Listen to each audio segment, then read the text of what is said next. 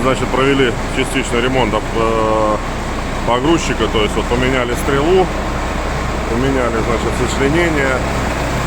Вот здесь сочленение, значит, распределитель сделали полностью на сцене, поменяли коробку передач полностью и переделали, значит, охлаждение через радиатор, то есть коробка сейчас сама на себе работает с одним насосом.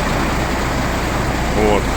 Все, пальцы, втулки, уши сделали, как ПК-27. Все, стрела, коромысла, упоры, сейчас кинематика, вот сейчас будет обкатывать.